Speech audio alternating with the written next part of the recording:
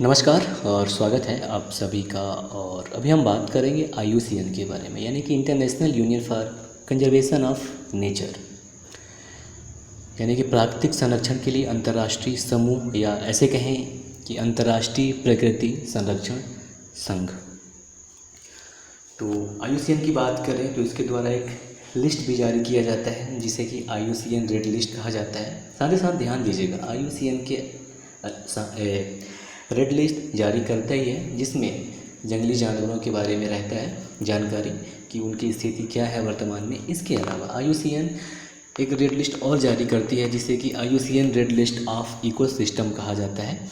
और अगर हम IUCN की बात करें तो IUCN की स्थापना 5 अक्टूबर 1948 को की जाती है और इसकी स्थापना फ्रांस शहर में की जाती है और बाद में इसका जो मुख्यालय है वो स्विट्ज़रलैंड में स्थापित किया जाता है। और इसकी अगर हम बात करें IUCN की तो ये सरकार और आम नागरिक और बहुत सारे NGO यानी कि नॉन गवर्नमेंट ऑर्गेनाइजेशन, यानी कि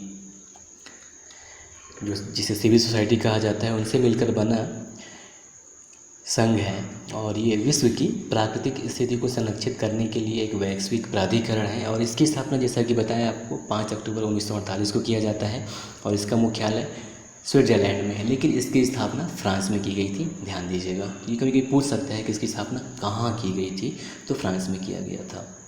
और अगर हम IUCN के शुरू के कार्यों की बात करें तो IUCN क्या किया था कि शुरुआत के समय जिसका मेन फोकस था वो फोकस कुछ ऐसा था, क्योंकि ये प्राकृतिक यानी कि प्रकृति संरक्षण का कार्य कर रही थी, तो इसका जो शुरू का उद्देश्य था काम का वो ये कुछ अनुभव करना था कि जो पेस्टिसाइड्स होते हैं यानी कि कृमिनाशक होते हैं उनका बायोडाइवर्सिटी पर क्या प्रभाव पड़ता है उसका अध्ययन करना था। और बाद में धीरे धीरे इसका काम बढ़ता गया और बीच में यानी कि 1970 से यानी कि 1960 और 70 के बीच ये क्या कर रहा था कि जितने भी उद्योग उस समय बड़े बड़े लग रहे थे तो उनका पर्यावरण पर क्या प्रभाव हो रहा था, उसके लिए ये पर्यावरणीय प्रभाव आकलन का कार्य कर रहे थे।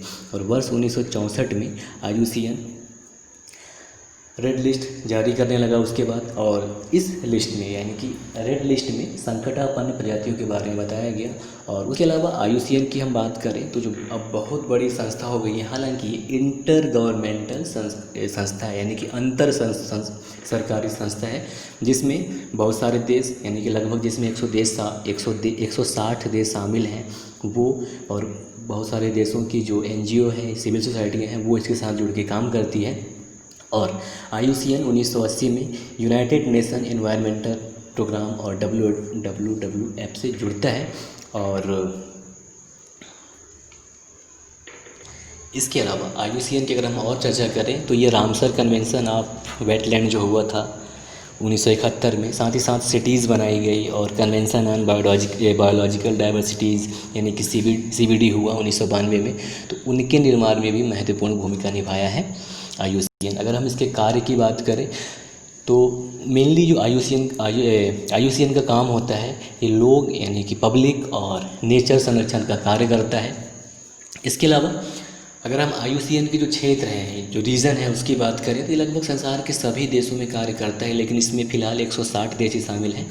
और इसके अगर हम रीजन की बात करें तो IUCN में 11 रीजन आते हैं जिसमें एशिया और पूर्वी एवं दक्षिण अफ्रीका, इसके अलावा पूर्वी यूरोप और मध्य एशिया शामिल हैं, यूरोप शामिल हैं, भूमध्य सागर शामिल हैं, और मैक्सिको, मध्य अमेरिका और कैरेबियन देश शामिल हैं, ओसेनिया देश शामिल हैं और दक्षिण अमेरिका शामिल हैं, वाशिंगटन DC ऑफिस शामिल है यानी कि पूरा अमेरिका इसमें शामिल नहीं है। इसके अलावा पश्चिमी और मध्य अफ्रीका शामिल है और पश्चिमी एशिया शामिल है। और जैसा कि बताया आपको IUCN में 160 देश शामिल हैं। तो IUCN जिसका कि बहुत ही विस्तार हो गया है।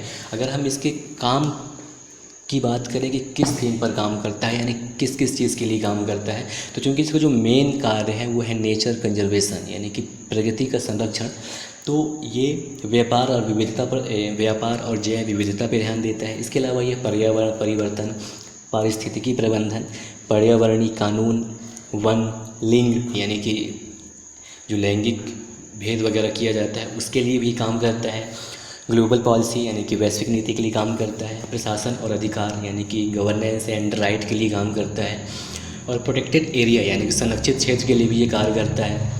इसके अलावा समुद्र और ध्रुव के ऊपर काम करता है और प्रकृति आधारित उपाय किसी भी चीज़ के लिए किया जाए उस पर कार्य करता है। विज्ञान और अर्थशास्त्र के लिए कार्य करता है। साथ साथ ये प्रजाति, जल, विश्व विरासत आदि के संरक्षण का कार्य करता है। अब जैसा कि हमारा जो मेन चीज़ है कि IUCN जो रेड लिस्ट जारी करती है तो उसकी 9 श्रेणियाँ होती हैं, है ना। तो हम बात करते हैं, वो है NE, DD, LC, NT, VU और ENCR, EW, EX कहा जाता है।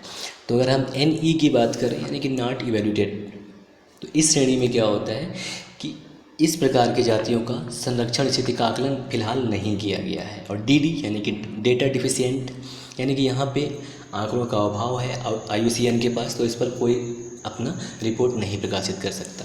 इसके बाद जो LC यानी कि लीस्ट कंसर्न, इसकी अगर हम बात करें तो ये है संकट मुक्त जाति। ऐसी जाति जो कि बड़ी तादाद और विस्तृत क्षेत्रों में पाई जाती हैं और इनके यानी कि इनके किसी प्रकार का इन पर कोई संकट नहीं है, ये लीस्ट कंसर्न, ये संकट मुक्त कहलाती है। इसके बाद जो नेक्स्ट है वो है NT यानी कि नियर थ्रेटेंड, यानी कि संकट के निकट है ये। और इस प्रकार के जाति के जो जानवर हैं या जो जीव हैं वो निकट भविष्य में संकटग्रस्त होने की संभावना होती है, उसको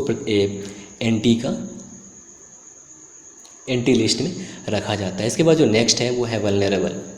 तो वल्नरेबल की अगर हम बात करें तो असुरक्षित, यानी कि इस प्रकार के जाति वन में संकटग्रस्त होने की संभावना है, इसके लिए IUCN इनको वल्नरेबल लिस्ट में रखता है। इसके बाद जो नेक्स्ट है वो है इंडेंजर्ड, यानी कि संकटग्रस्त।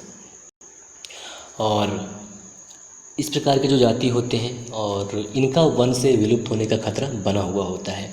इसके बाद जो नेक्स्ट है CR यानी कि क्रिटिकली इंडेंजर्ड, यानी कि घोर संकटग्रस्त, अति संकटग्रस्त।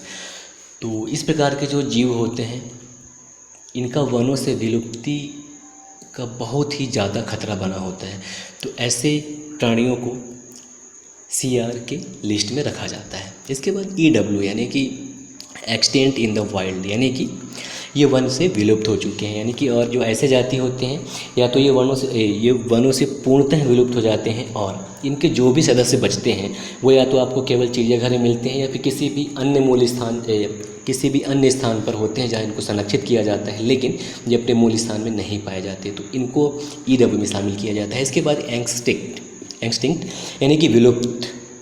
तो ऐसे जीव जिनकी प्रजाति का या जाति का कोई भी सदस्य जीवित नहीं बचता है उन्हें IUCN के रेड लिस्ट में EX में रखा जाता है, यानी कि एक्सटिंक्ट में रखा जाता है। तो ये था अपना वीडियो IUCN और इसके कार्य के बारे में, साथ ही साथ IUCN जो सूची जारी करती है उसके बारे में। उम्मीद करता हूँ आपको अच्छा लगा होगा। देखने के लिए धन्यवाद। नमस्कार, जय हिंद, जय भारत।